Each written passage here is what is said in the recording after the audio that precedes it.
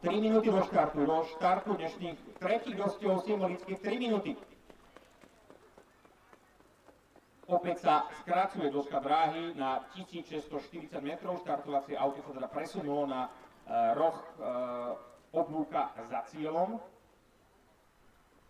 No a práve tu vidíme Edens Sole, koňa, ktorého asi sledujeme najviac, pretože v jeho súlke 74-ročný matador Antonín Winklarek, ktorý sa vracia na české dráhy, alebo môžeme povedať aj československé, pretože na nich strávil väčšinu aktívnej kariéry. Trošku som pátral v archívoch, tak naposledy sa Antonín Winklarek umiestnil v dostihoch pred 5 rokmi. Na Slovensku v Topolčiankach finišovali z Edens Sole na druhej pozícii za Česterom, ktorého vtedy viedol kuriózne víťaz Veľkej Pardubickej Lukáš Matuský. No a odtedy absolvovali ešte jeden nehonorovaný dobeh tu v Pravaticiach, ale v sezóne 21 dvojica Edens Sole a Tondo Winklarek, krásne druhé miesto na Slovensku. 2 minúty do štartu dostihol.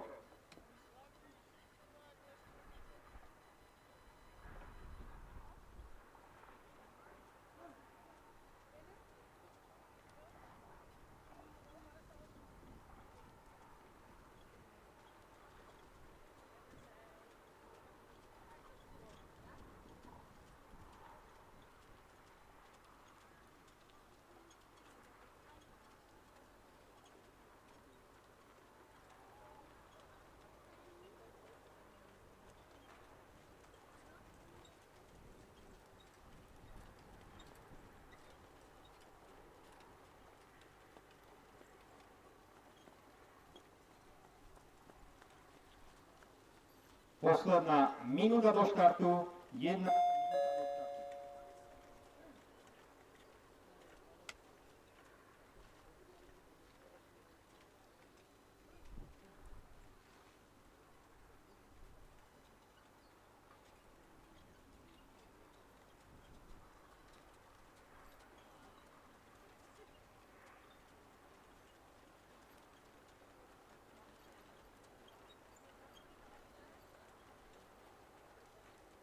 ...30 sekúnd do štartu.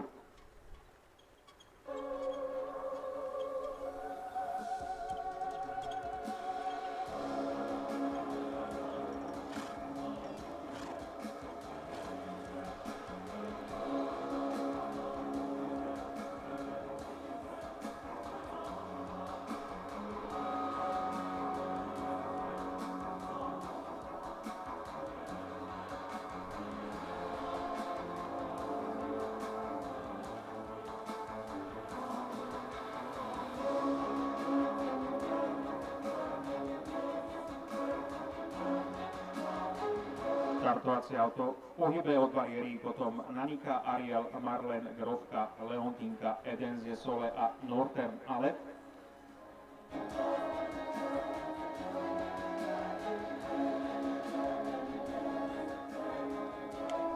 A práve sa začína cena obce Bravatice na trati 1640 metrov, autoštart o 25 000 korún pre trojročný a starší koniec so 7 aktérov a dopredu vyrazil favorizovaný Northern Alep, za ním sa potom drží Edens Sole s Tondom Winklarkom a na tretej pozícii zrejme Marlen. Takáto je situácia už na začiatku oblúka pred cieľovou rovinkou, zhruba kilometr a 300 metrov vedie Northern Alep, Strocentr Alep, Sluke Jindřich Klaubenschlag. Na druhej pozícii potom najväčší outsider v poli, ale ostro sledovaný švédsky rodák Edens Sole, zostaje Hanka Kyslovice v Sluke 74-ročný matador Antonín Winklarek. Na tretej priečke potom jedna z kopíl od Mikolu Wolfa Marlen za materkou Klárou Jelinkovou zo strany Sofore Sero, za ňou aj stajňová kolegyňa Nanika s Elenou Salkovič-Wolf a takisto si tam pozíciu lepší aj Ariel zo strany Vávra Chropine so Zuzanou Vávrovou.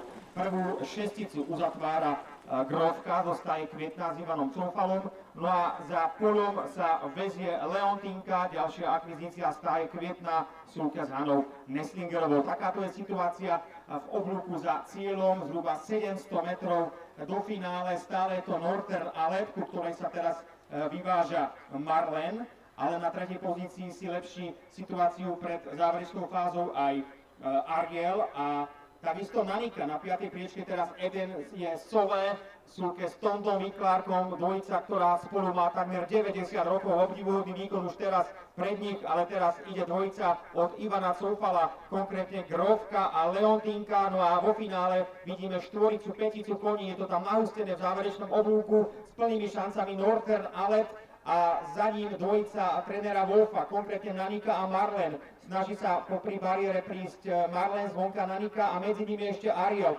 Nádherná koncovka dnešných tretích dostihov záverečných 150 metrov. Jindřich Klaubenšla dodoláva, respektíve Northern Alet, ale zvonka ešte Ariel a Nanika a zelenou Wolf Salkovič. Nanika zrejme o hlavu, o podĺžky už vedie. Nanika vyťazí pred Ariel, tretí Northern Alet, štvrtá dobrým záverom Grófka pred Marlen.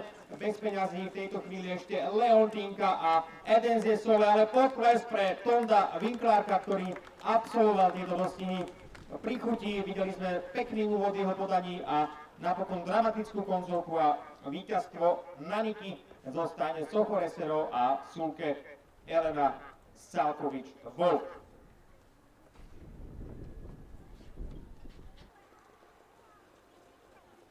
Účastníci dnešných tretích dostihov už sú v priestore cieľa. Počkáme si na dekoráciu víťaznej Naniky. Zostane Sochoreserov od trénera Mikolu Wolfa. V súke bola jeho dcera Elena Salkovič-Wolf. A ešte môžete zaplieskať aj dnešnému hrdinovi Tondovi Vinklárkovi, ktorý sa vrátil po 5 rokoch na dráhu v súke Edenze Sole. Tondo, pozdravujeme. A na dekoráciu sa blíži Nanika.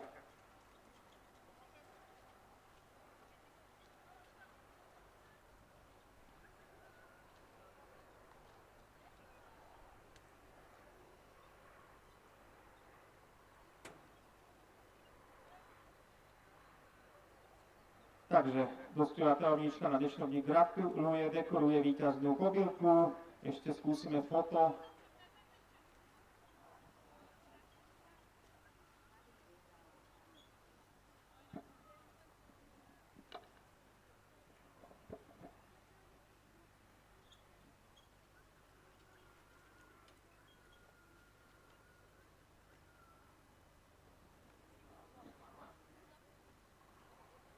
Takže tretie dostihy za nami, prvé víťazstvo centrály Stochovíc od trénera Mikolu Wolfa, zásluhou jeho dcery Eleny Salkovič-Wolf. Tak aké to bolo pomerne nabité, vyrovnané dostihy? No, já jsem strach, že tam zůstanu zavřena v té první stopě, ale pak se otevřela skulinka, jak jsem toho využila a sedla si za Zuzku Vávru a pak už 600 do cíla, říkám, musím to zkusit. A ona to vyšla. Tak išli ste zvonka, ale mali ste priestor, nebáli ste sa, že už nestihnete tu Jindra Klaubenšláka, ktorý viedol v dobrom tempe? No, byl to můj největší soupeř, vzhledem k tomu, že před měsícem tady šel výborný částen kůň, ale Nanika zabojovala. S prievodným bodom týchto dostihov, alebo highlightom bola účasť Tondu Vinklárka, 70-tníka po rokoch.